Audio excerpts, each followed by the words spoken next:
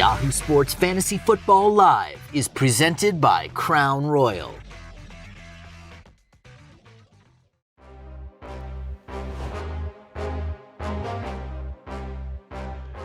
Good morning and welcome to the Week 12, yes, we are here, edition of Fantasy Football Live. I am Liz Loza, and joining me this morning in our all-virtual studio is Andy Behrens from Chicago, Matt Harmon from Los Angeles, Tank Williams from San Francisco, and back again to offer his betting analysis from Mad Bets, and the host of The Rush is Jared Quay.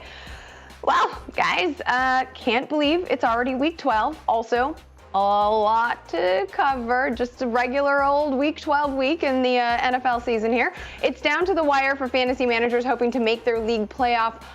What is one thing you're keying in on this week? Andy, you tell me first. Yeah, there's no shortage of options this week, right? It's like the craziest 24-hour news cycle I can recall in the NFL. And this will seem like a really small thing, but we have some running backs returning to action. Running backs were drafted relatively high in pretty much any fantasy format, and I am particularly interested to watch Raheem Mostert this week. Not so much for what he does against the Rams in his return, but you want to talk about a team that has a very friendly schedule for the running back position down the stretch. Mostert has a chance to be a league winner. They've got Arizona and Dallas in the fantasy playoffs in weeks 15 and 16. They've got Buffalo coming up. These are tremendous matchups, and if Mostert returns to a full workload in San Francisco, he has a chance to be a league winner. Interesting, Andy. Matt, what about you? Yeah, you know, it's definitely a strange week, a strange slate of games when Mitchell Trubisky starting for the Bears and Mike Glennon starting for any NFL team is like the 53rd and 47th most weird thing that's going on today. So I feel like I would be disingenuous if I told you any other answer, Liz. Then I'm just keeping my eye on all the chaos, because who knows what this week is going to look like, and especially like what is the next few weeks going to look like. I feel like we just have to kind of observe what's going on today, absorb it, and try to win as many fantasy matchups along the way as possible, because it's gonna get weird, folks. Like, today's gonna be weird. It has gotten and it's weird. Gonna get weird. I agree. It's gonna get weird going forward too. Yeah, it's gotten weird for sure. I agree with that sentiment completely. Tank, are you in the same boat, just kind of observing the chaos, as Matt said? I mean, yeah, there's a lot of chaos. I mean, in football and all outside of football. And we have some really good matchups today, too. We got Kansas City against Tampa Bay. We have Tennessee and Indianapolis going up against each other, like, for the second time in less than, 3 weeks. And so all I'm waiting on is, all these teams jockeying for playoff position to have their Nate Robinson moment, because I'm looking for somebody to just get tooted up and just get knocked out of the playoffs, out of the division, whatever it is. I'm all here for it this Sunday. Lots of players getting knocked out. Fantasy and in real life. For me, it's the actives and inactives list. Andy mentioned it at the top. Matt echoed the same sentiment with his chaos comment. It's a wild, wild week. I mean, we have a number of waiver wire heroes that are sidelined, but also, as Andy again mentioned, some studs like Deebo Samuel returning. You've got Austin Eckler coming back. So I'm honestly just trying to keep track of who's in and who's out and do my best. That is all we can do. Jared, what's been buzzing at the sports book this morning? Oh man, usually when a player misses a game, the line changes 3, maybe 4 points. But when a whole entire quarterbacking committee gets knocked out, the line changes 8 points. Putting at one of the biggest spreads of the year, the Broncos are now a 14.5, 15-point underdog. Yeah, so you guys, there's a lot going on, but that's why we have this show. It is about you and helping you set those lineups to the best of our ability. So feel free to send your roster questions on Twitter at Yahoo Fantasy using the AskFFL hashtag, or drop a question in the chat and we'll try to answer as many as we can on the show. Plus, as always, our brave and valiant Scott Pianowski is responding to questions live on Twitter as we speak. There have been lots of developments over the holiday weekend. Andy talked about the craziest 24-hour news cycle. He's absolutely right. So let's start with the latest on the Steelers and Ravens game, which was postponed from Thursday to today, and then again to Tuesday. ESPN's Adam Schefter reports the league plans to get this game played, but here's the latest update on the outbreak in Baltimore.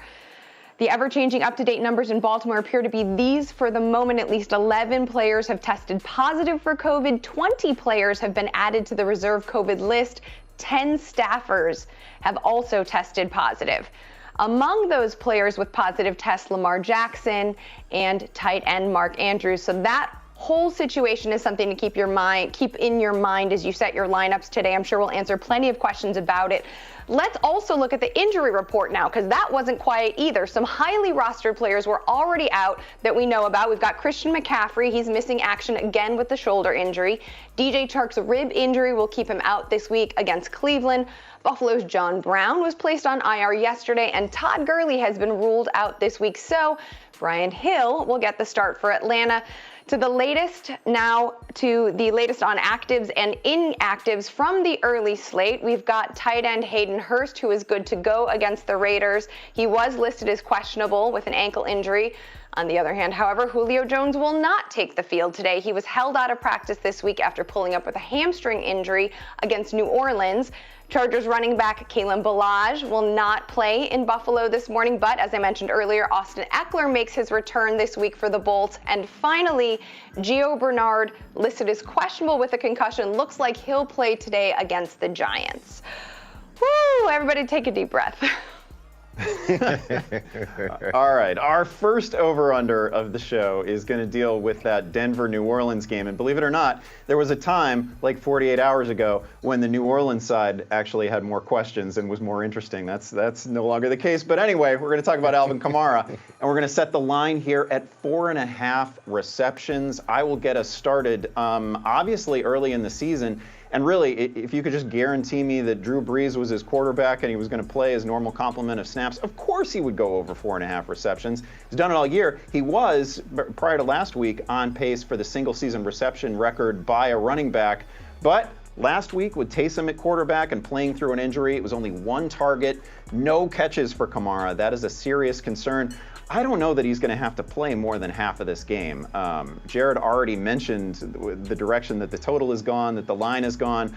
I don't know that we're going to see a lot of him. I don't think he's going to need to catch more than, say, 4 passes in this one. So I am actually going to take the under. I think he gets out-snapped by Latavius Murray. I'm worried as a Kamara investor. Tank, how do you feel about this?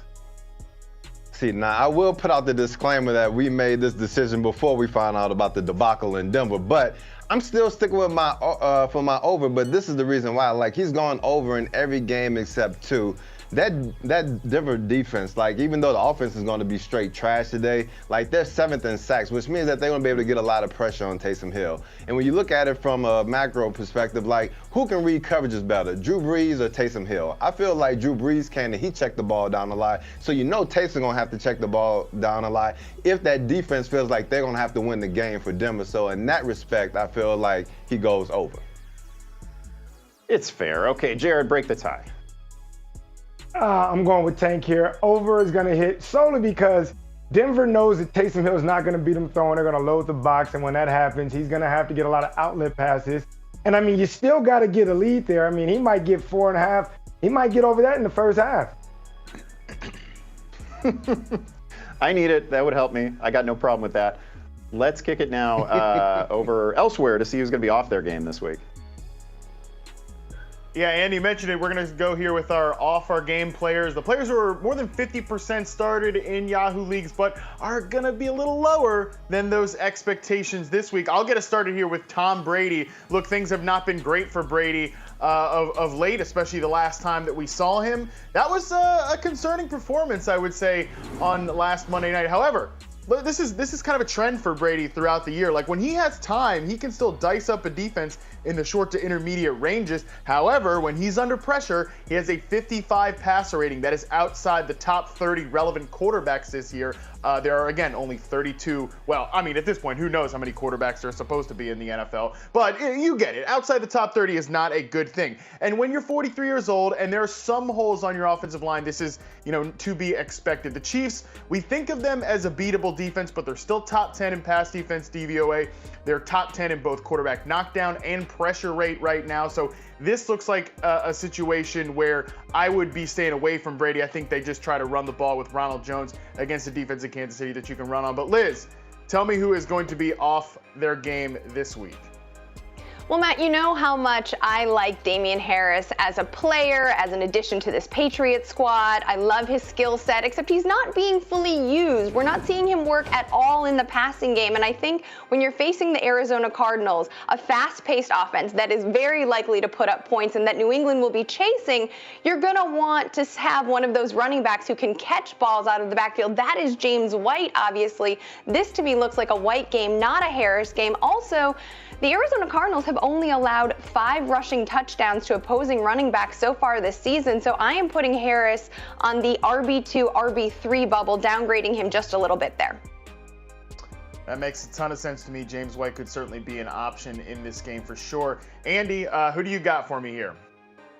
All right, let the record show that I selected Melvin Gordon for this segment before we knew a practice squad wide receiver was going to be the starting quarterback for the Denver Broncos, and I feel equally good about the call now. First of all, the matchup was always going to be terrible. It's New Orleans. That defense so far this season, allowing just 3.3 yards per carry, only about 74 rushing yards per week. Gordon has basically been running in a tandem with Phillip Lindsay. He played barely over 50% of the snaps a week ago. It was a big week for him, but not playing a ton of snaps. Now we throw in the fact that, and listen, I know a lot of you are excited about the running game because you're like, aha, terrible quarterback. That's got to be good for the running game. No, it's not good if you imagine that this team can't possibly score more than, say, 6 points, 9 points. I mean, if there's an offensive touchdown in this game for the Denver Broncos, it will be an absolute triumph. Maybe Gordon will score it, but I am not expecting a big total out of Denver here. Yeah, I usually say that you want to have your fantasy running backs tethered to good offenses, not offenses that were considering starting a coach or wanting to start a coach. So yeah, Andy, I agree with you on that pick. Those are some players you might want to avoid in this very weird week this week. And it's time now to get some of those roster questions answered. Don't forget to use the hashtag AskFFL. Our first tweet comes from Laura, and Laura asks, okay, Lamar's out. Who do I play? Sam Darnold, RG3, or Mitch Trubisky? Rough scene. Yo, Laura, is Ryan Fitzpatrick not available here? Because Tua's going to sit, and Fitzpatrick is only rostered in 60% of Yahoo leagues. Matt, if Fitzpatrick isn't available, which of these 3 lovely options should Laura move forward with?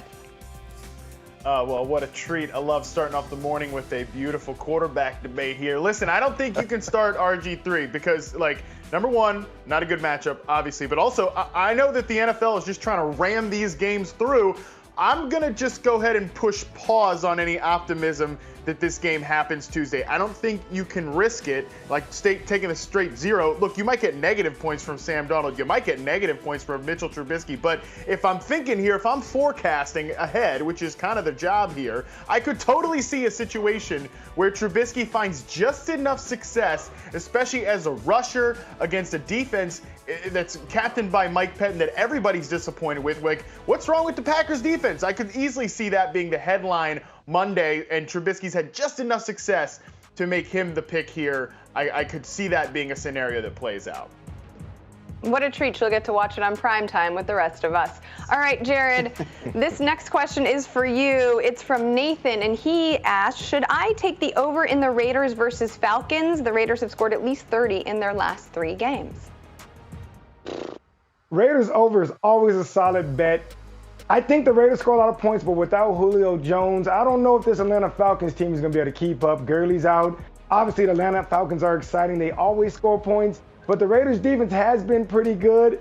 And so I think if you like the Raiders to score 30 points, a better bet would be Raiders -3, which is also the biggest bet in the sports book, with someone putting over $100,000 on the Raiders to win this one. So a lot of people are confident on that one. So I would say lean Raiders -3, but over is a possibility. Next question is from Glenn, and Glenn wants to know if he should play Mike Davis or Wayne Gallman. Tank, I like Davis because of his availability in the passing game. He's seeing those targets, but do you think the matchup is too much for someone to pass on Wayne Gallman? Actually, I like both of these guys this week, but then when I look at it, I think I have to go with Wayne Gallman. I look at the Vikings coming off a tough loss against Dallas. And I think that defense may be trying to play a little bit tougher. We don't know what that offense is going to look like with Teddy Bridgewater trying to battle back from the knee. And I like what I've seen out of Wayne Gallman. They love to give him the ball in the red zone, and he's getting a ton of touches. So, and that on top of Joe Burrow being out, so we don't know what that Cincinnati offense is going to look like, but I'm pretty sure it's going to be trash like Giants should steamrolling this one. Steamrolling. All right. This next question is from Cole, and he has a wide receiver question. Henry Ruggs, Sterling Shepard, Allen Lazard. Who should I put in my last flex spot? Tank, let's see if we agree on this one. I am going to say Sterling Shepard. He's averaging about 8 targets per game on the field for about 70% of the team snap. Not a big play option, but plenty of floor available there. Are you in agreement with me this time around? Yeah, absolutely. Like Shepard, since he's been healthy, he's been one of Daniel Jones' favorite targets, getting a lot of targets in the middle of the field, especially in the red zone, too. When you look at Allen Lazard, we know he balled out at the beginning of the season, but you're going against that tough Chicago Bears secondary. And we know Ruggs is an afterthought when you look at Aguilar, Waller, and, even Renfro and all those guys. So I think that that's the easiest play, Sterling Shepard. All right, Matt, what's cooking in the chat? Yes, my people in the chat, they are so smart. They're already hitting me with so many great emojis. But I'm going to take this one from Claudia, and she keeps it simple. In a week, if we ever needed to keep it simple, it's here in week 12. Just a couple football emojis, but a very good question. In a standard league, and that's key here, would you play wide receiver Cole Beasley or wide receiver Mike Williams, obviously going in the same game? Like, this should be one of the most fantasy-friendly, enjoyable environments that we've seen here in 2020. The Justin Herbert-led Chargers offense is cooking. They get Austin Eckler back. Obviously, the Bills are without John Brown. That elevates Cole Beasley, who's already having a great season. This elevates him even more. But between these two guys, I think I would go Mike Williams because the touchdown upside is high. And I know we think of him as a bit of boomer bust guy, but in 3 of the last 4 weeks, he's cleared 70 yards. Like, he is a fixture in this offense. And maybe Eckler takes a few targets away, but it's not as if they're competing for targets in the same area of the field. I think in a very high-scoring game against a defense in Buffalo that's been problematic all year, I think Williams is a great play this week. Let's take another one here from Sturdy Man 1 from YouTube, and we've got the ambulance, the siren, and the jack-o'-lantern emojis here, and that makes a lot of sense too. Lamar Jackson is out. Yes, that's true. Who do I start at quarterback? This one's got a lot better options than the question we took earlier. Waiver options include Daniel Jones, Jared Goff, Ryan Fitzmagic, or Derek Carr. I think the two I find most appealing is, oddly enough, Daniel Jones and Derek Carr, but I would go Derek Carr ahead of Jones on this one, just because I think that, as Tank mentioned earlier, like, I think Wayne Gallman is a great play this week. I think they're going to be feeding that guy a bunch of carries. I do think that the Raiders will still air the ball out. Like, they've been a great passing unit on balance throughout this year. So I think Carr is your play there.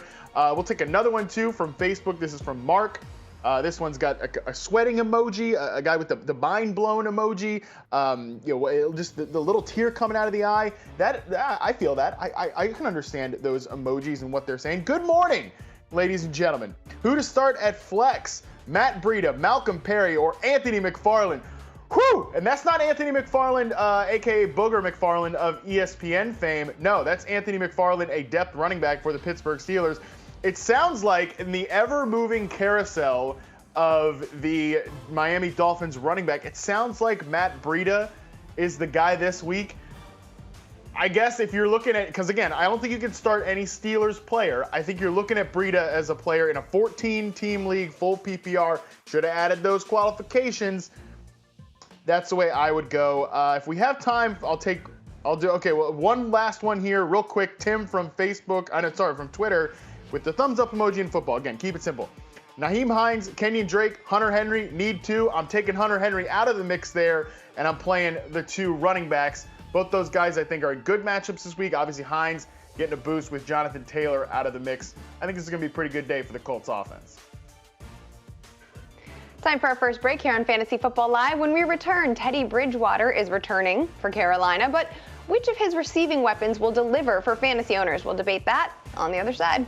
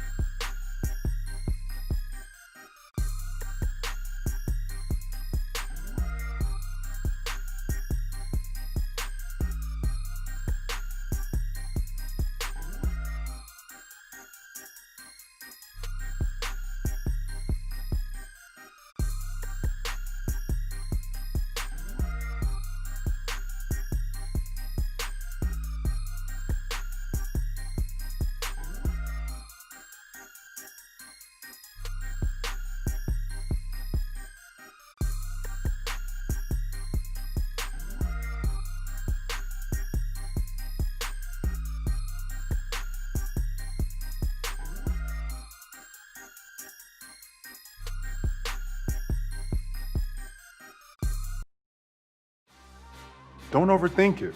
Go with your guys and our gut. Take a Crown Royal water break and trust that your lineup is about to go off. What's up, everybody? It's time for the Crown Royal water break with my girl Lizzie. And Liz, it's one of those things where a lot of times we're talking about players, coaches, and all that stuff that we need a break from. But right now, I feel like with the case counts going up everywhere in the world and everything that we're seeing across the league, like we just need a break from Rona. Yeah. I would like a break from Rona. I would like a break from Rona-related issues. I know that the Honorable Judge Barron's is going to get into that Baltimore at Pittsburgh situation a little bit later, but obviously LeVar isn't the only quarterback dealing with COVID because, as we've alluded to throughout the top of the show, Denver's entire quarterback room got sent home by the league, not by the Broncos staff, but by the league, because they saw video of the team not masking up near Jeff Driscoll, who had tested positive. And now, well, Tank, sit yourself back because it is Kendall Hinton season, baby. Like, I just don't understand, like, how the whole quarterback room catches the Rona. Like, I understand that the Broncos lead the league in interceptions, so the decision-making in that room isn't that great, but still, I mean, someone from the organization or something needs to kind of get behind these kids and have them doing the right thing. But I will say that having Kendall Hinton at quarterback is probably going to be the most entertaining thing that we'll watch on this NFL Sunday. But the most amazing thing that could potentially come out of this is, what if somehow, some way, the Broncos find their quarterback of the future and then they end up firing John Elway and hiring the Rona as their GM?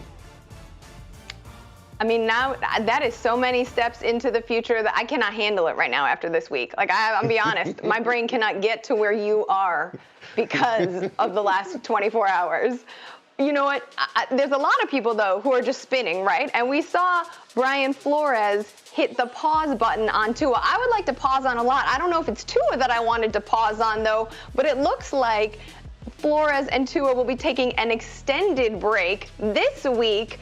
I'm wondering, Tank, if you think the Jets, the Dolphins' Week 12 opponent, wish they had never taken a break from Fitzmagic, because now he is in a super sweet revenge spot, and you know that Devonta Parker is psyched about it.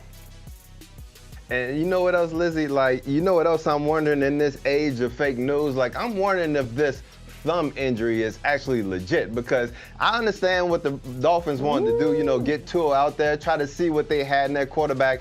Obviously, they're still in the playoff race, and obviously Tua wasn't ready yet. So all of a sudden, now we back in Fitzmagic season. So I don't want to be the one that's spreading rumors. You didn't hear that from me, but there may be a little bit of something else going on besides a little thumb injury for Tua. But you didn't hear that from me. I love that speculation. I know I didn't hear it from you, but out in the universe, it does make a lot of sense to hear. I also cannot believe we are not taking a break from this damn matchup, but here we are with more Dolphins at Jets chatter.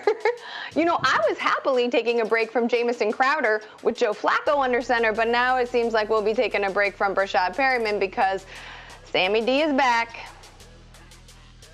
Man, and the thing is this, like, the Jets haven't scored more than 20 points with Sam Darnold as starting quarterback. So I feel like we're going to be taking a break from Brashad Perryman, from Mims, and from just touchdowns in general because Sam Darnold ain't it. But, you know, I really can't blame the Jets because you already know what they're doing. Like, they already see that sunshine slowly fading away. Now we getting into the winter months. So we're going to go ahead and get Flacco out of there since the offense has been actually putting up points the past couple weeks. Install Sam Darnold, maybe break him up in the process so Trevor Lawrence season starts bright and early in 2021. Now let's go on ahead to the next segment. That is a bleak Sunday. That was a Crown Royal water break. Moderate your drinking on game day. Stay hydrated and stay royal.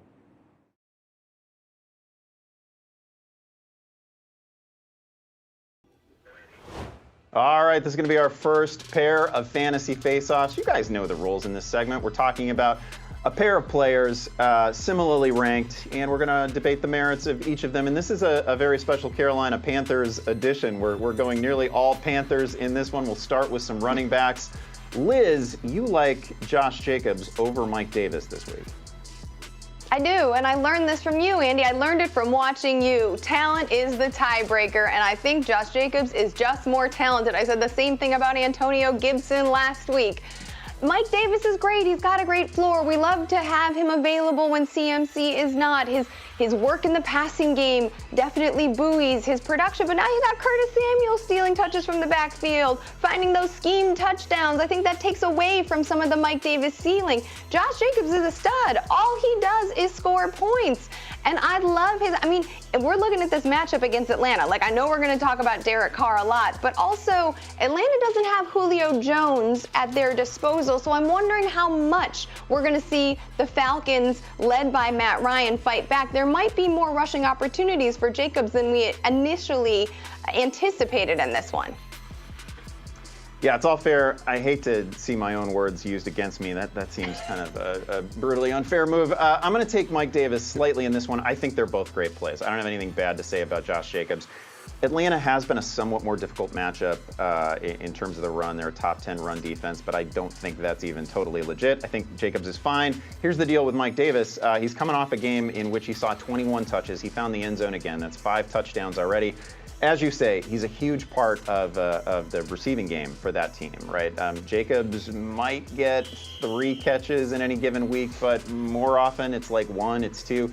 Davis, again, great receiver, probably going to give us at least 90 yards and a score this week. Now let's look at a couple of receivers. And they're both Carolina Panthers as well. It's a debate that actually a fair number of people, based on my Twitter feed, are having. It's going to be Robbie Anderson and DJ Moore. I'll start this one off, and I'm going to go with Robbie Anderson in this one. And it's weird to say that Robbie Anderson is like the floor play, but he's had just about the highest floor at the position this season.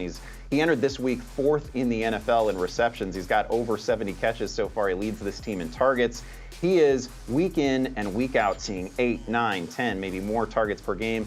DJ Moore has spiked a few times. He certainly did last week. He's great. I've got no complaints with him. But Robbie Anderson, for me, is the guy with the cleanest path to a top 10, top 12 positional finish.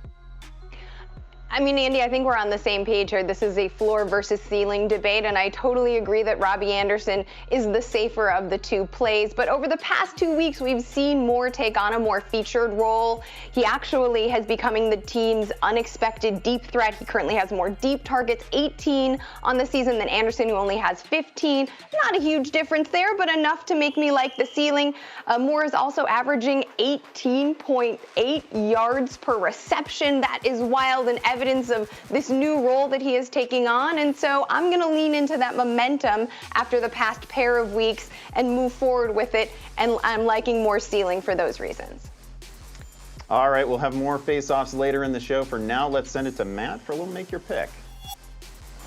Yeah, let's settle some of those debates, the start-sit questions from social media. And Tank, I'm so glad that you're joining me on this segment because there's some weird questions in here, okay? We've got some real rags and riches, like the best of the best and the worst of the worst. Let's jump right into it here.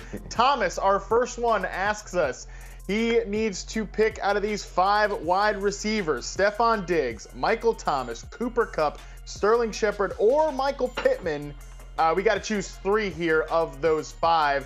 Which way are you going here? There's, again, a good amount of pretty strong players here. Yeah, actually they are. Obviously, I think Stephon Diggs, you talked about that shootout that we expect to happen in Buffalo, so we really like him. Man, do we really sit Michael Thomas? Because they probably won't need him as much this game. This gets a little interesting for me. Like, I like Michael Pittman, ironically enough, going against that Tennessee secondary. So I think Stephon Diggs, Michael Pittman, and then if I have to go for my number 3, I think it's hard to turn away Cooper Kupp and all those targets. San Francisco may be a little bit more competitive in this game with, Richard Sherman, some of those other guys coming back. So I think I got to go with the volume between all those guys. Yeah, I think I'm with you that Pittman is going to be one of my 3 here and that Diggs is obvious. But I'm actually going to go with Michael Thomas over Cooper Kupp only because, like, San Francisco has been tough. They've been competitive. They've been playing good defense. And now they are getting healthier, as you mentioned. And the 49ers absolutely took it to the Rams last time we saw them. So I don't think we're going to be seeing one of those monster games from Woods and Kupp like we saw last time the Rams played. Now, I promised you, Tank, it was going to get weird, and it gets weird here in tweet number 2. Rand asked us, #AskFFL for Flex. Mike Williams, Jarvis Landry, Gus Edwards, and AJ Green sans Joe Burrow. AJ Green already wasn't that good with Joe Burrow on the field. Weirdly enough, I feel like Mike Williams is the one definite for me. I don't think you can trust Gus Edwards because he's playing in this weird game with the Ravens on, quote, Tuesday night. I would love to play him, but I just think that you're risking a zero here for not that much upside. So I guess I gotta go with Jarvis Landry, who's done nothing. Tank, help me out here. I mean, dog, I think you're spot on. I mean, we don't really know if that Baltimore game is going to get played. So I think Gus Edwards is automatically out. And you already made the great point that A.J. Green really wasn't a factor when Joe Burrow was there, so he damn sure ain't going to be a factor with Brandon Allen, that quarterback. I really like Jarvis Landry's matchup. Hey, Mike Williams, my cousin, so you already know I'm going to roll with that cat, especially in a potential shootout against the Buffalo Bills. Brandon Allen, oh my, what a quarterback week. Yeah. Speaking of weird quarterback situations, we got Mike Glennon starting for the Jacksonville Jaguars, but he's going to be without DJ Chark. Joseph is also without DJ Chark, and as such, now needs a wide receiver 2 in a full PPR. Here are the choices: Sterling Shepard, Jamison Crowder, and Nelson Aguilar. Tank, which of the 3 here is your highest priority pick? Man, I think I have to go with Nelson Aguilar. I mean, I think that's automatic going against that Falcons secondary. Now, we don't know if Sam Darnold's going to come back and automatically find that chemistry with Jamison Crowder or not. So I think I have to go with Sterling Shepard. I mean, you know, Daniel Jones has targeted him a lot since he's been healthy in the middle of the field, also in the red zone. I think he has the most red zone targets since he's been back in the lineup out of all the Giants pass catchers. So I think Aguilar and Shepard are the picks for me. Yep, I think Aguilar is the highest priority guy. I'm with you on that one. Like, I know that he left some yards on the field last time we saw him play the Chiefs, but also had a very good game, and he's kind of established himself as the most consistent of these outside wide receivers between him and Henry Ruggs. Love the matchup against the Falcons. I'm with you on that one, Tank. Hopefully we helped you all out with some of those very strange questions, especially number 2. Whew. That was a journey. Keep hanging with us on this journey and keep sending those fantasy questions in to @Yahoo Fantasy on Twitter using the hashtag AskFFL. Thanks, gents. Now let's turn our attention to some player props from our friends at BetMGM. Jared, I want to start with you. Who are you betting on today? Oh, I love Darren Waller here against the Falcons. I think he gets over 55 yards. You got to pick your poison here. Do you want to stop and vote in on stopping Josh Jacobs, or do you want to go one-on-one with Darren Waller? And I think this matchup right here, he's going to have a lot to work with as the Falcons are giving up the 3rd most yards to tight ends. And Derek Carr just been in sync with Waller this year. I like him. He's only done it 3 times this year, so I think he's due for another big game. Let's go over 55 yards for Darren Waller. Like the call. Andy, what about you? Yeah, the passing yardage total for Justin Herbert this week is 276.5, and I will take the over on that all day. First of all, Herbert has gone over this number in 7 of 9 games, right? So he regularly does this. He's actually averaging 299.9 passing yards on the season. So right there, I feel pretty good about it. And then you look at the list of quarterbacks who've done this against Buffalo so far, and it's kind of a rogues gallery, right? It's Ryan Fitzpatrick has done it, Jared Goff has done it, Derek Carr has done it. Yeah, I think Justin Herbert can do it. I think he's going to get there. I think this is a really strong play. I definitely agree with that take as well. I'm going to go with a running back prop, Melvin Gordon. I know it's probably not a good idea to put money on this game, but it's 2020. Let's get loose. Over 49.5 rushing yards. Andy made some very salient points at the top of the show about the matchup being tough. And let's be honest, Gordon has never been known for his efficiency. The Saints allowing just 3.3 yards per carry to opposing rushers, but it is about volume. Gordon is averaging 14 carries per game. Even at 3.3 yards per carry, he's just under this. Do I think he's going to net more than 14 totes? I sure do. I think that he'll have just enough to get over this line. So, let's take it. If you feel like taking a chance on any of these player props, sign up today at betmgm.com/Yahoo. New users will receive a 100% match up to $1,000 when you make your first deposit. Must be over 21 and in New Jersey, Colorado, Indiana, or West Virginia. And of course, terms apply.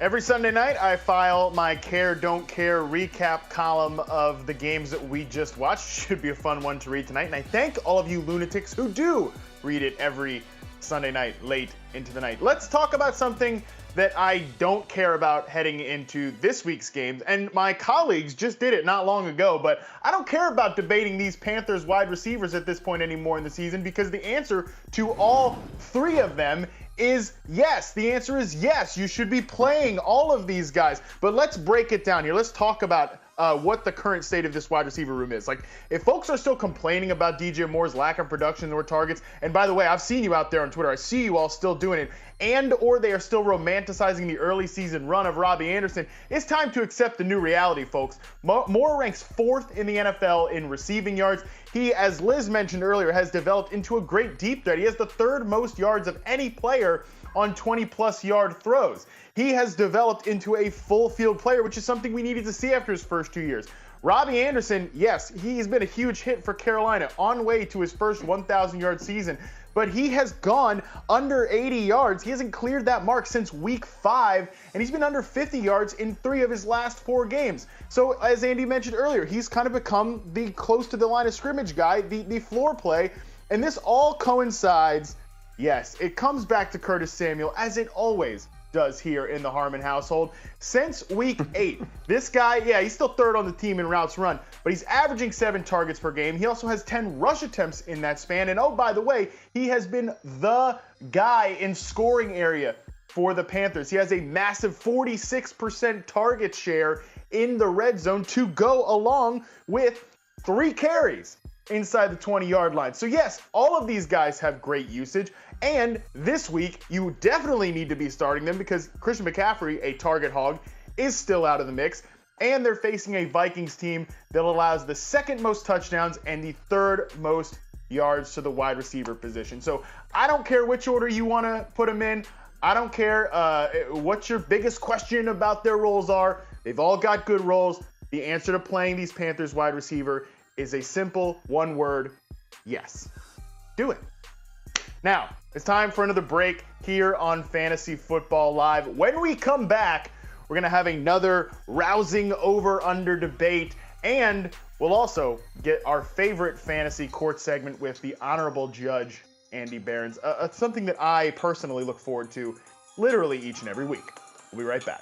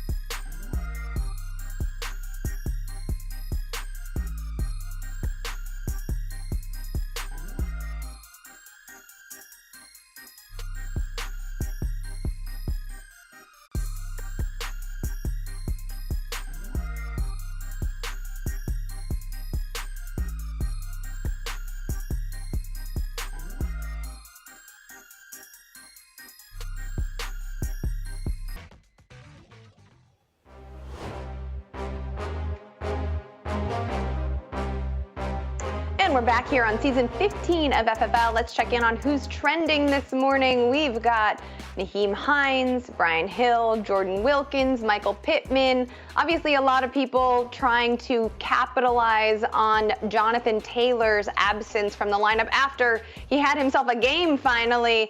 All right, Tank, Matt, let's talk about which of these two running backs, Wilkins or Hines, you would prioritize with Taylor not being in the lineup. Matt, why don't you go first? Well, yeah, I feel like Wilkins definitely gets a bump, no doubt about it. I wouldn't go too crazy with my expectations with Nyheim Hines because of that. But frankly, like every time Hines is more involved in the game plan, I feel like the Colts are better off for it. You know, he's a pretty good red zone threat because he can get open on those quick routes. I think he's just a very good outlet for Phillip Rivers in general. So he's definitely a guy that I'm breaking ties typically in favor of starting Nyheim Hines unless I've got like a great running back, you know, someone in the Miles Sanders range. Then I might be just defaulting with the better player with the more projectable workload on the ground. But, you know, nevertheless, again, I think this is a good thing for Hines. I think it's a good thing for the Colts overall because he's a player that they do need to get more involved in general. Yeah, also worth mentioning, obviously, that the last time, and this is one of those weird matchups, right, where the two teams just played in Week 10, and the last time Hines faced Tennessee, he rolled up over 100 scrimmage yards. So we know that there's some connective tissue there. It's also, Tank, the same game in which Michael Pittman had his rookie season breakout. Where are you ranking Pittman in relation to the rest of the wide receivers? I mean, is this enough? Are you going to put him in wide receiver 2 territory, especially on this crazy week, or is that too optimistic? No, I think he's definitely in wide receiver 2 territory. I won't give away too many nuggets because I'm going to talk about Michael Pittman a little bit here later in the show. But when you look at it from a macro perspective, like DeForest Buckner is going to be out for the Indianapolis Colts, which means that Derrick Henry will more than likely have a better game against the Colts this time around than he did in that initial matchup. So if you see the Titans, because it's already really tough to beat a team twice in the same year. So I expect the Titans to come out, play really well, and actually beat the Colts up there in Indy. So if you look at it from that perspective, a lot of Henry, a lot of Tannehill. And if you look at it from the flip side, that's why I think, you know, Harmon is kind of spot on there with the Nyheim Hines role where he already had success in the game prior to this. And if you're going to be playing in catch-up mode, playing from behind, then it's only going to lead to Hines getting more targets in the pass game and getting some of those draws in the run game. So I really like Hines as a play this week. Evening up the series. That's interesting. Last note on Brian Hill. Obviously, he has, with Todd Gurley out, FYI, he's averaged 4.4 yards per carry, and he has converted 16 of 20 targets. I think he's good bet for like 15 carries, 15 touches against this not so great Las Vegas run defense. So I have him, you know, ranked in that RB2 area as well. Now we'll continue to keep an eye on the social conversation, obviously. So please keep sending your questions. There's going to be a ton of them, and we'll get to as many as possible. All right, let's head to Fantasy Court. And you will notice that I am not in the traditional wig this week. I'm not bewigged, if that is even a word. And nothing that I say in this segment is going to be an actual ruling because I put the call out for your league disputes, and all that came back were a bunch of questions about the Baltimore-Pittsburgh game. Totally understandable. I get it. You're asking questions about the way Yahoo's going to handle this, about the way that league managers should proceed. We'll look at this one here from Glenn. He's saying in the event of Ravens-Steelers postponement beyond Week 12, what are league managers to do during such a crucial time of the redraft season? So I think obviously it's clear at this point all of us are shying away from particularly the Ravens side of that game if we possibly can, but certainly the Steelers as well. It's not a guarantee to happen this week. I mean, we have almost 24 Ravens on the COVID list, and it turned out that game was really just the appetizer for all of the COVID stories related to Week 12. So I think what we really need to do is use Week 12 as kind of a fire drill for fantasy commissioners. What we're going to do here is I'm going to walk through all of Yahoo's handling of COVID IR designations and related postponements, all the rules related to that. And then we're going to issue a call to commissioners to get things buttoned up ahead of the fantasy playoffs, because like if you think this is going to be isolated to Week 12, you're crazy. That's not the case at all. The fantasy playoffs are going to be wild, and commissioners need to get ready. So let's talk first of all about what's available to you in Yahoo leagues. First of all, any game that is played on a Tuesday is going to count in the current week. I know we're not used to Tuesday night football. It's going to happen. That game, should it be played, is going to count in week 12. Here's the thing. In weeks that have a Tuesday game, waivers are then going to clear on Thursday morning. So please, I'm begging you, don't yell at me, don't yell at the fantasy handle when your waivers haven't cleared on Wednesday. In weeks with a Tuesday game, we give you an extra 24 hours to consider your waiver claims. It's all going to clear on Thursday. Now, if a game is forfeited, if that happens this year, every player attached to that game is going to have COVID IR designation. So you'll be allowed to put them in an IR spot if, of course, your league even has COVID IR spots, right? Otherwise, COVID designation is only going to be for players officially on the NFL's COVID list. So there's going to be occasions where you see a rumor on Twitter, you see unconfirmed reports, and you're going to immediately demand that that guy get placed on the COVID list. That's not how it works. The transactions have to officially happen with the league. Now, here's where I want to skip to what commissioners can do. And listen, again, I want to urge you, get everything buttoned up with your rules before the fantasy playoffs start, because again, this is going to be absolute chaos. It is not too late to add bench spots to your league. Normally, I'm not someone who would suggest that you want to change any settings once we get in season, but this, I'm not sure if you've noticed, this is not a normal year. This is absolutely not a normal year. It's fine if you want to add IR spots, bench spots. You want to give managers as many options as possible, because like, look at the last 12 hours. We've seen star players go on the COVID list. We've seen a team get kicked out of its stadium, and that's like the 8th biggest story in the NFL. These are going to be crazy weeks coming up.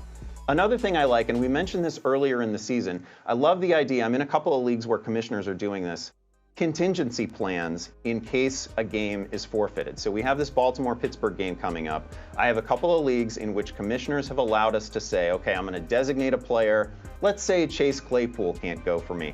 I'm able to say, okay, give me the stats associated with Sterling Shepard because he's on my roster. That's just an example. I think that is a great way to go. It's a little bit labor intensive for fantasy commissioners, but it is going to pay off if we in fact have forfeitures or cancellations or further postponements. Again, this is a year unlike anything we have ever seen, and I'm once again urging fantasy commissioners to tighten up your rules and give fantasy managers as many options as possible right now. Good Lord, in the season of thankfulness, am I thankful that Andy Behrens handles all of that. Yeah.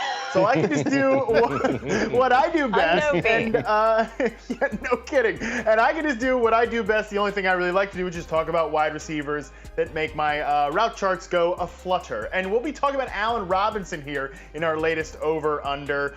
The line here is just 10.9 half PPR points. This is a mark, by the way, that he's cleared in like half of his game. So it's a great one. The producers have done a great job. You know where I'm going, folks. I'm going over on this. And yes, do I have to hitch my wagon to the Mitchell Trubisky Express?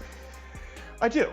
But actually, you know, if I could really galaxy brain this take here, I actually think that Trubisky and his frenetic, chaotic way of playing, the mobility that he brings, might actually be a better fit than statue man Nick Foles back there behind a defunct offensive line. Maybe Trubisky's actually good news for this Bears offense and therefore Allen Robinson against a bad defense in Green Bay. Jared, am I already too drunk here on Sunday morning, or are you riding with me? We're talking about the Bears and going over on numbers here. Now, don't get me wrong, AR-15 is one of the best receivers in the league. But no matter who's behind the quarterback, they just have a tough time getting him the ball. Of course, volume's going to be there. He's going to get a lot of targets. I just think the Packers, if they're smart, they put 2 people on him and try to make Trubisky beat you with his legs. I'm going under here on 10.5. I just don't think he gets there. Well, I understand your reasoning, but if there was ever a human being on planet Earth, I wanted to ask this question when it comes to these Bears quarterbacks. Liz, how do you feel about this one? I mean, girl, welcome to the wild ride. I am grateful in a week that we are supposed to be thankful for things and say them out loud. I am thankful for the stability that Allen Robinson provides to this week. You want me to go under 6 catches for 80 yards? That is what Allen Robinson does, Matt. You alluded to it earlier. Also, in 2019, when guess who was the starting quarterback, Mitchell Trubisky, both times Robinson faced the Packers, he went over 100 yards. So yes, I am definitely going over on this one. And thank you, Allen Robinson, for being a reasonable, talented human being with a solid floor. All right, that's it. Time for fantasy freebies. These are players who are under 25% started in Yahoo leagues and could be big contributors for fantasy managers in week 12. Andy, tell me who you're looking at. Oh, give me Nelson Aguilar. You heard Tank discuss him earlier. Love this matchup against Atlanta, first of all. Atlanta's defense allowing 300 passing yards per week.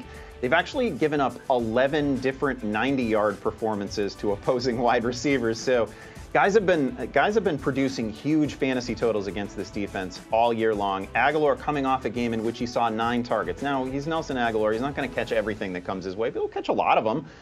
Finished last week with 88 yards, had a touchdown. And again, this spot is just too good. I am pretty much guaranteeing at least a wide receiver 2 finish for him in this one. There are going to be plenty of deep opportunities down the field for Aguilar. I like that call. And Tank, you know I love the player you're talking about. Go ahead and give us those nuggets now that you were saving. Yeah, absolutely. As I alluded to before, Michael Pittman Jr., like, if you haven't noticed already, the days of T.Y. are over in Indy. Like, MPJ is that dude now. The cat had 18 targets, 14 receptions, 223 yards, and 1 tub in the past 3 weeks. He actually had 7 for 101 against Tennessee. And the reason I like him as a player this week the most is what I kind of talked about earlier. I expect Tennessee to go up to Indy and win this game. Without DeForest Buckner, I think my man Derrick Henry gets off. So if Phillip Rivers is playing from behind, that's going to be his primary target right there. And that's a damn good one. So make sure you get this dude plugged into your lineup. He'll do wonders for you this week. Wonders indeed. Andy talked about Nelson Aguilar. Well, I want to talk about the quarterback that will be throwing to Nelson Aguilar. It's Derek Carr. And here's something fascinating about Derek Carr. He can air it out, and he is shedding this game manager check down reputation when he needs to. Not always. We've seen previous to the Kansas City game, Josh Jacobs get the ball consistently, but then Derek Carr was like, oh, no. I'm going to keep pace with the best damn team in the AFC. Watch this. He dazzled in that effort, and the way to beat Atlanta is, again, through Derek Carr's arm. He can, here's the what, how have we not talked about this in 2020? The Raiders have a balanced offense. What is that about? But the way to beat the Falcons is through the air. They are giving up the most fantasy points to opposing quarterbacks. They're averaging 300 yards, over 300 yards per week. I think Derek Carr is a solid top 10 start, especially in week 12. Now let's toss it over to Jared for his mad bets for week 12. Yes. Here I am. Minty told me last week that the only way that I can continue to do this is if I continue to pick winners. Last week I had the Steelers and they hit. This week I'm taking a road favorite of 5 points, and they're a 3-7 team. That's right, I'm taking the New York Giants to go into Cincinnati and beat them by more than 5 points. And I like this pick. Technically, against the spread, the Giants are 7-3, one of the best teams in the NFL. And I'm not really just betting for the Giants. I'm betting against Ryan Finley. The Bengals have a great offense with Joe Burrow. They allow a lot of points, but without Joe Burrow putting up points and Ryan Finley forced to do that, I don't think they do that. Give me the Giants -5 to possibly compete for the NFC East title. My next best bet is under the Packers and Bears game on Sunday Night Football. Under 45 is a great number here for me because I respect the Bears defense. I just don't respect the Bears offense. And with that being the case, I think Aaron Rodgers does just enough to get this victory. And I think under 45 is a safe play here unless Trubisky turns into some kind of Heisman or MVP candidate, which I don't think is possible. And my last bet is one that you guys are really going to hate. I'm taking the Eagles +5 against the Seahawks on Monday Night Football. Don't get me wrong, the Seahawks are a great team, but we're talking about a primetime game where a West Coast team is traveling to the East Coast and they're 5-point favorites. Seahawks really don't beat anybody by 5 points. They always play close games. That on top of the fact that Jalen Hurts may mix things up. And I think the Eagles lose by 3 here because the Eagles have trouble against good pass rushes, something Seattle doesn't really have, as Jamal Adams is their leading sack getter. So I think the Eagles should keep it close and possibly win outright. I think they just lose by 3. So take them +5 here on Monday night. And if you guys want to see me and more of my craziness, watch Mad Bets on Yahoo Sportsbook on Twitter. All right, let's jump into the chat room. Tank, thank you for accompanying me once again. I feel like I can't really do this without your help, which is, it's hard for me to admit, but I'm just going to go ahead and say it. You're the man, Tank. Let's answer some questions from the chat room. If you've got good ones, hit me with the emojis. We're going to go quick on these ones here. Justin from Facebook sends in the virus emoji, which I feel like was a new, did they add this one with none of these latest like Apple updates? I don't know. Either way, it's appropriate, I don't want it. obviously. I don't want it, but we're gonna answer this question. Cam Newton or Taysom Hill in a point per rush yard league? I feel like that's kind of important to this one. Which quarterback do you think is the better play this week, Tank? Cam or Taysom? Man, actually, I think I got to go with Cam. I mean, I know we all taste him crazy, but Cam going against Arizona, I mean, I think they actually put up some points, maybe get into a kind of low-key, sneaky shootout, whereas, like, I feel like that Denver defense is going to try to play up because they feel like they're getting shafted by the lead by having to play without a quarterback. All right, yeah, I mean, I hear you on that one for sure. Like, this is a pretty big test for Taysom Hill. This Broncos defense is still very good as a pass defense unit, and Cam has been playing pretty well of late. I think he's the easy answer on this one. Let's take one more. Brian from Facebook sends in the football emoji, the shrug emoji, and a dice emoji. And doesn't that feel like creating fantasy football lineups every week this year? Needs 2 wide receiver and 1 flex in a full PPR. Tyler Lockett, Sterling Shepard, Tyler Boyd, Devontae Parker, Christian Kirk, Jamison Crowder, oh my God, and Mike Davis. That's a lot of players, Tank. I am going to go with Tyler Lockett as the lock. Nailed it. That's great. Sterling Shepard's also going to be a pick for me. And no, I take it back. I am going to go with Sterling Shepard. I keep my answer. Sterling Shepard and Mike Davis as the flex here in a full PPR. You know, Davis hasn't been great of late, but I feel like you're getting some of those running back touches, more upside there, a more higher equity flex play. Tank, how are you riding with on this one? I like the floor of Mike Davis for that flex pick. Obviously, I can't go against Tyler Lockett, especially looking for Seattle to kind of play well against the Eagles. But I think my other wide receiver play, man, Fitzmagic is back. Mr. Hairy Chest coming. So that means Devontae Parker. Like, we've been waiting for this dude to ball out like he was doing in 2019. And I think this is our week. Devontae Parker season, baby. That was the player that I was going back and forth with. I know. I saw you thinking about Parker it. there. Yeah. So look, who do you trust more, me or Tank? And frankly, I'd go with Tank. All right, we're time for another break here on Fantasy Football Live. When we come back, Tank Williams is going to guide you through the daily fantasy landscape, and we'll do another over/under on Carson Wentz on Monday night. Did I hear something? Did the winds whisper Jalen Hurts? Perhaps they did. We'll hit that up when we come back.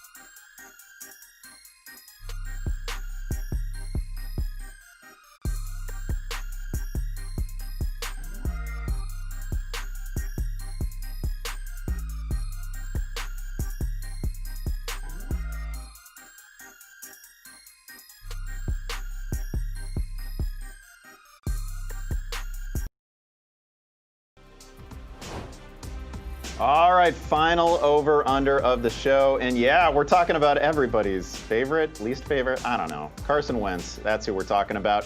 I'll get us started. The line here is 299.5 passing yards. And listen, I was all ready to make the case that even Carson Wentz, in this flaming disaster of a season for him, he leads the NFL in fumbles, in interceptions, in time sacked.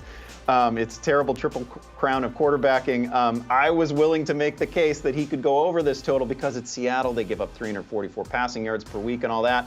But what did we hear? Over the last 24 hours, Jalen Hurts has been taking snaps in practice with the first team. Jalen Hurts probably going to see the field this week. That's enough for me. We've been waiting for it for weeks. It sounds like Philadelphia is finally going to end this absolute Carson Wentz-related misery, so I got to take the under here. It's a great matchup.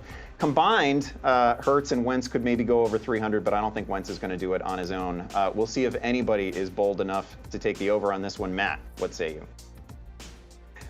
I don't know that bold is the word I would have gone with for taking the over here. There's not a chance. There's no universe where I was going to sit in this chair, no matter how convincing you are, Andy, and you can be quite convincing. There was no way I was going to sit here and pick over. Jalen Hurts or not, still, give me a break. Also, the Seahawks, like, since they've got Carlos Dunlap, like, he's kind of making a difference for that pass rush. No matter what, I think the Seahawks are going to have a convincing victory when they play the Eagles. Jalen Hurts not. It doesn't matter to me. I'm going under on this one confidently. Jared, is it a sweep? I didn't want to go with Harmon, but I have to here. Jalen Hurts coming in also makes a move. But the Eagles do play better in primetime games. I mean, they beat the 49ers on a primetime game. I just think that Carson Wentz takes too many sacks. And if he's throwing the ball fast to get it out there, I just don't think it gets completed a lot of times. And 300 yards is a lot of yards. It's a good quarterback game, and so I just don't think he gets there at all. I'm going under. Yeah, that was a pretty easy sweep. Let's send it now to our DFS expert, Tank Williams, who I'm pretty sure is not plugging Carson Wentz into any lineups. Oh, hell no, but what it do, baby? It's your boy T-Money with my Week 12 DFS value plays, and as my man Rev already said, like, this week is a dumpster fire, and we ain't even touched the field yet, so we might as well go ahead and plug it into the DFS lineup. So at quarterback, Mitchell Trubisky, $20. It has nothing to do with his skill set or the matchup. It has everything to do with dude is $20 because we already said it several times. He is not a good quarterback, but I tell you one thing, he can fill up the stat sheet when it comes to fantasy, and I expect a lot of garbage time with A-Rod and those guys coming off a tough loss to Indy. So make sure you plug in Mitch.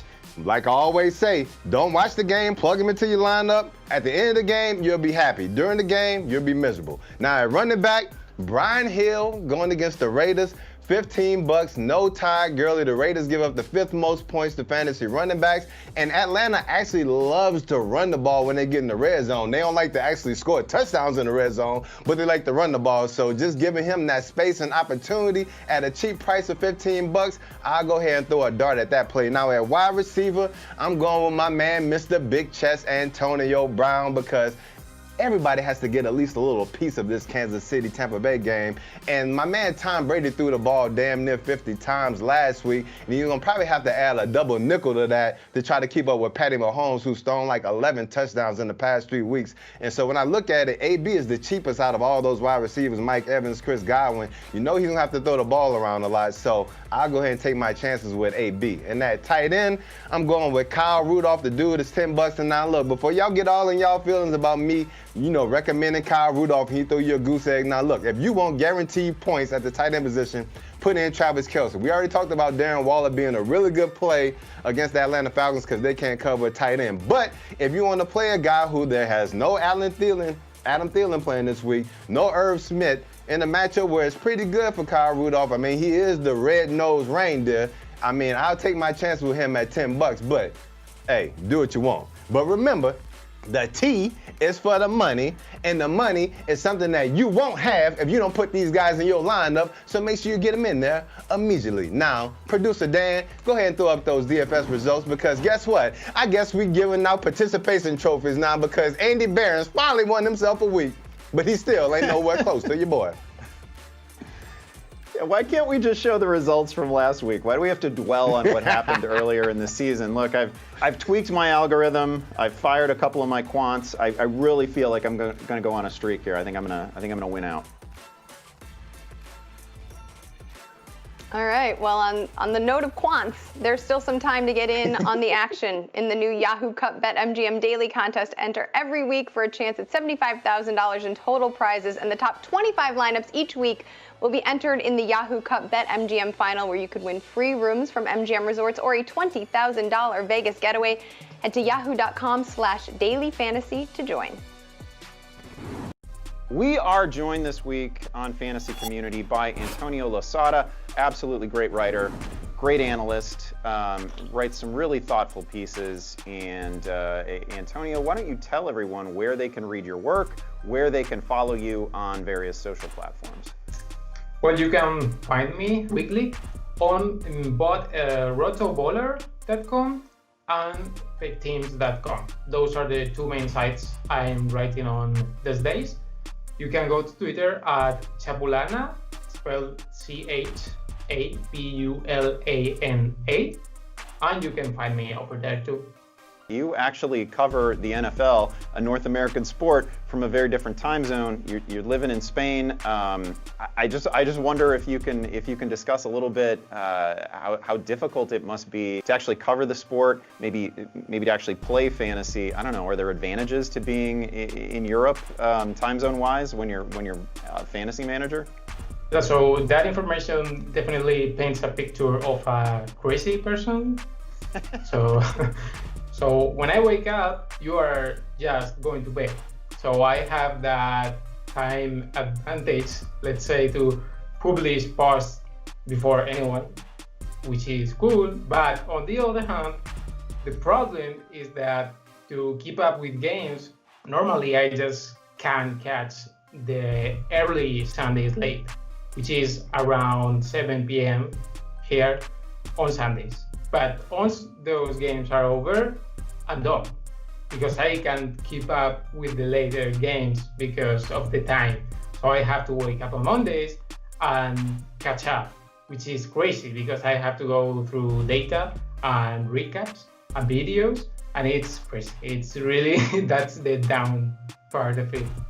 I want to talk to you about, now, it's not just a one-part piece, it's a two-part piece that you just wrote on the impact of shadow coverage on wide receivers. We're talking about a defensive back who travels with a receiver, right? If I line up to the left, I travel with him. If he lines up to the right, I'm still traveling with him. I'm shadowing him all over the field, no matter where he aligns. I wonder if you can just give people what you found, because I thought it was a really thoughtful and really well done piece. Yeah, so far what I have found out is that shadow corners normally 3 times every 4, so 75% more or less, it's not precise. Shadow corners limit wide receivers, no matter the wide receiver. That means if you have DK Metcalf or any other stat, chances are they are going to drop in their scores. The results so far I have found show that every receiver drops points. It doesn't matter if you are averaging 10, 5, or 15. You are going to drop points against the shadow corners. As far as cornerbacks go, the number 1 shadow cover corner this season has been New York Giants' James Bradbury, 7 games. He has been killing people. And then we have Carlton Davis from Tampa and Bradley Roby too. Both have shadow 5 times compared to Bradbury 7 this year.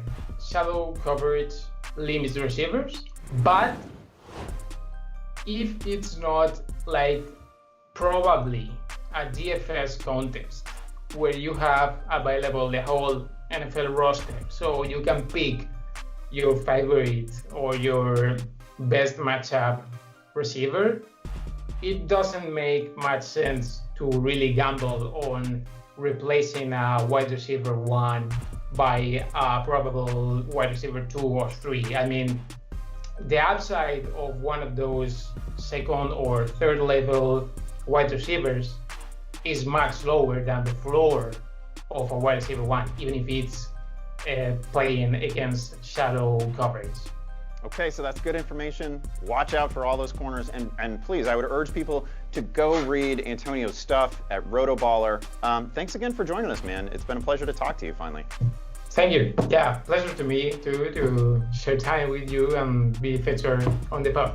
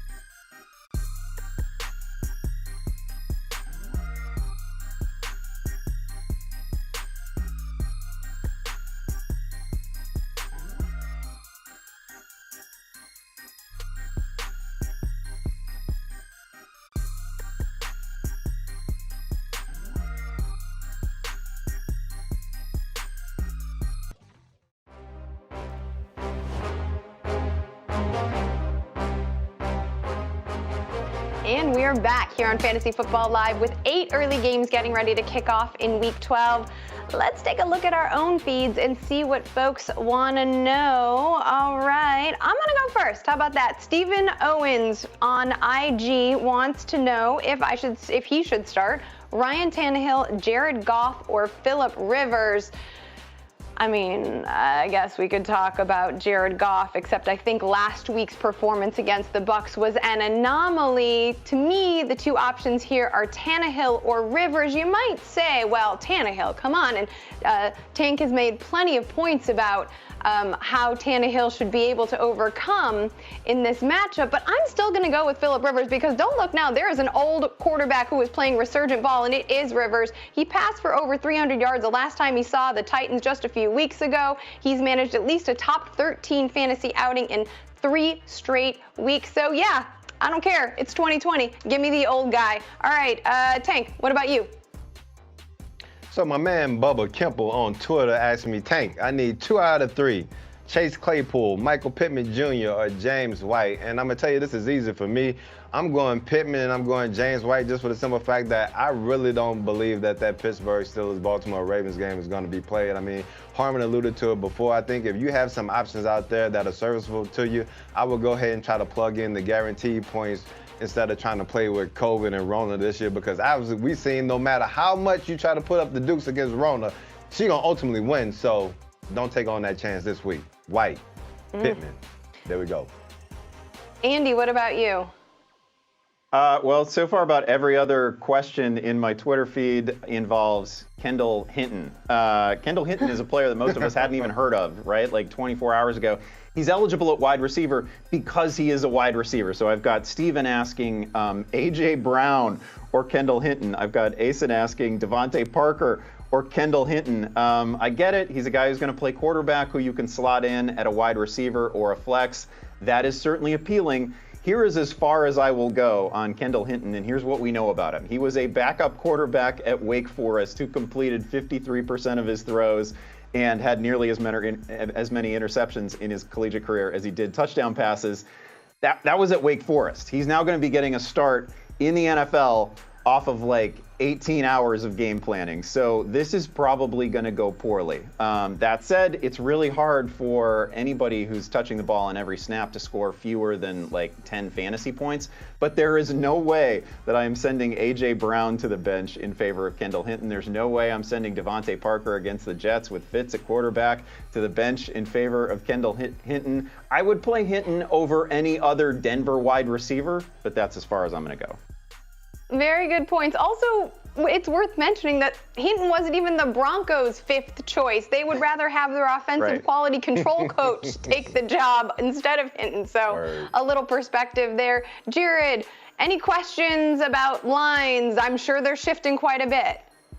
Oh, no, yeah. It's right on the Broncos there. Someone said they got the Saints at 16.5 now. Are they crazy?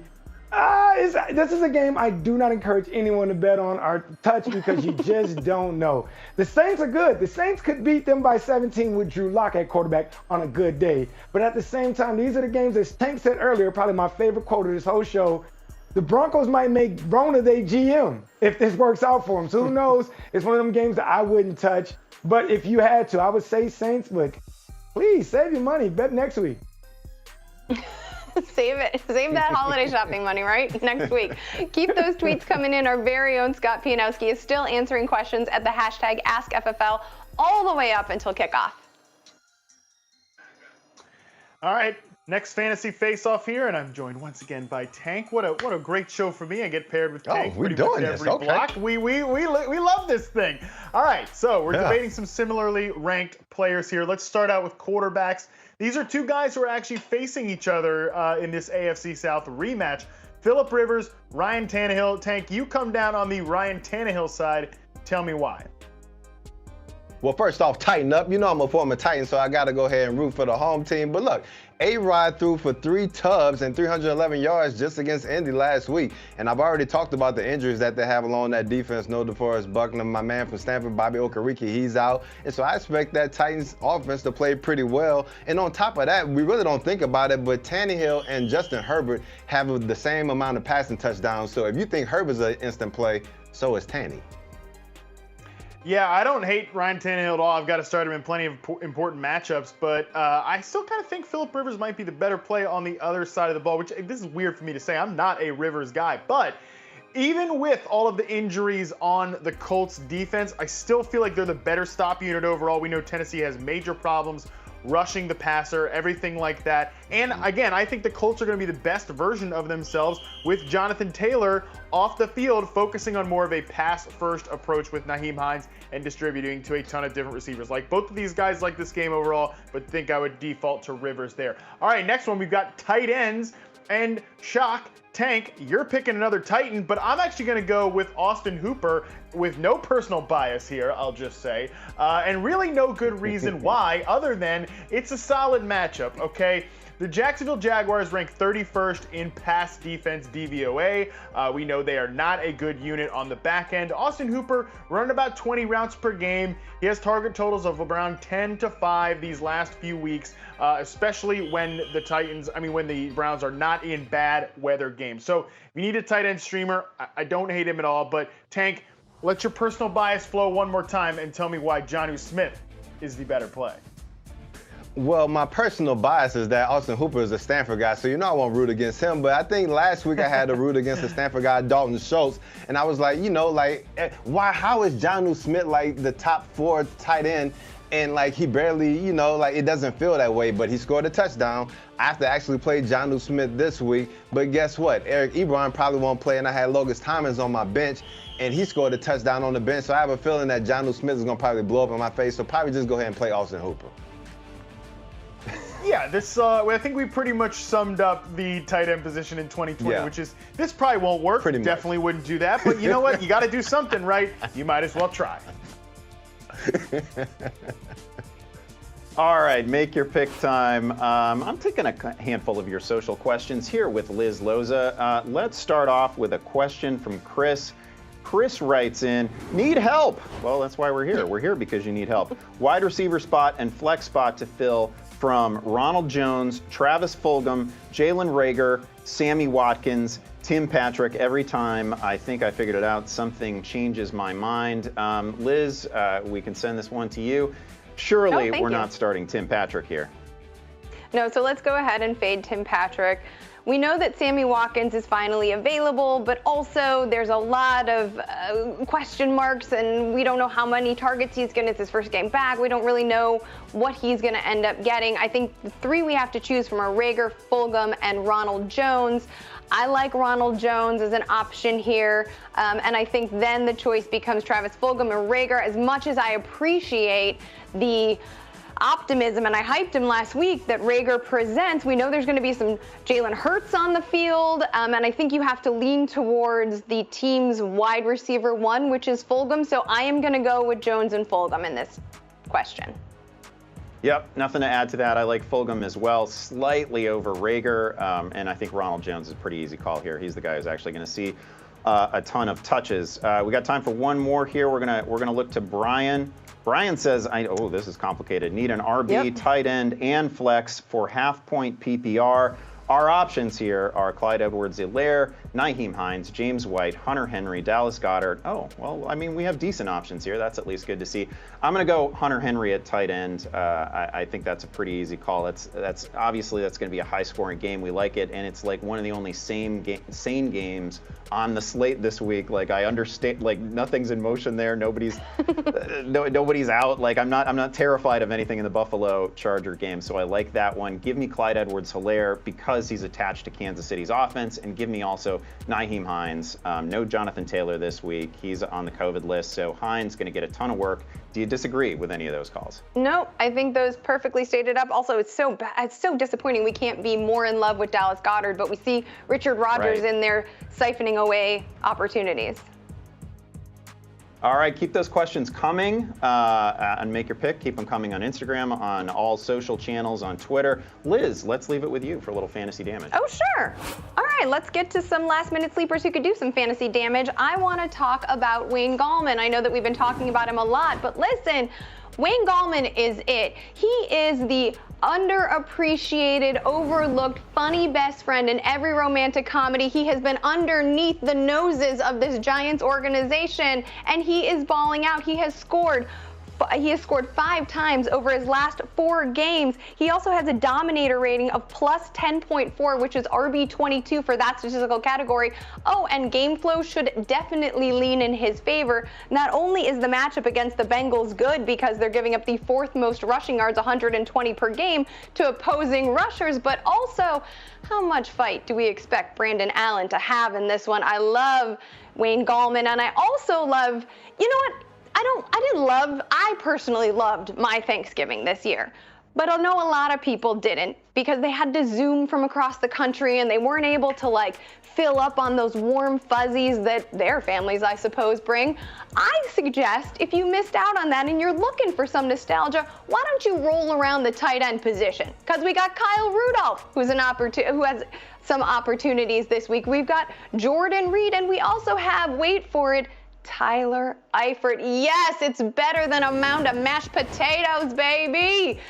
He's managed to net, I believe, 14 targets over his last 3 games. He's also had a red zone opportunity in back-to-back games. No DJ Chark, no Chris Conley. Yes, Mike Glennon looking for a security blanket. And the matchup against the Browns is awesome. They're allowing the 2nd most fantasy points to opposing tight ends. They let both of Philly's tight ends into the end zone last week. So if you're throwing darts, and don't lie to me, I know you are, go ahead and send one Eifert's way. It's now time to take a break here on Fantasy Football Live, but don't forget, Yahoo was rated the best fantasy sports app by the Fantasy Sports Gaming Association in 2019. Check out this week's top fantasy pickups and award-winning insight on the Yahoo Fantasy app today. When Fantasy Football Live returns, more roster questions, and we'll get back to the chat as well, so don't go away.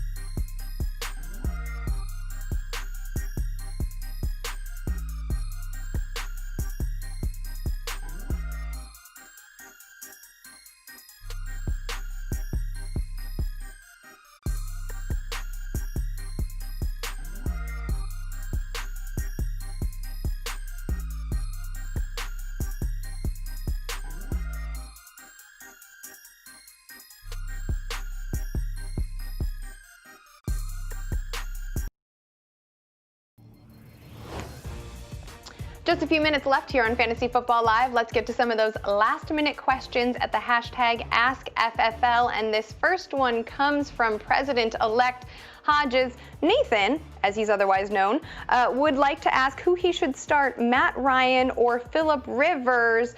Matt Harmon and I both talked about Rivers. So, Andy, would you go Matt Ryan over Rivers here?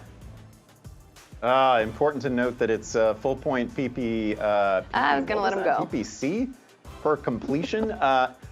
I am going to go with Matt Ryan here. I actually think that is going to be a high volume passing attack. I know there's no Julio Jones. I know there's no Gurley. But if we're actually giving points for completions, I think there's probably a better chance that Matt Ryan puts the ball in the air, 45 times in this one. I think that's going to happen. I would urge anybody in such a league to actually have deductions for incompletions as well, but whatever, I'd go Ryan.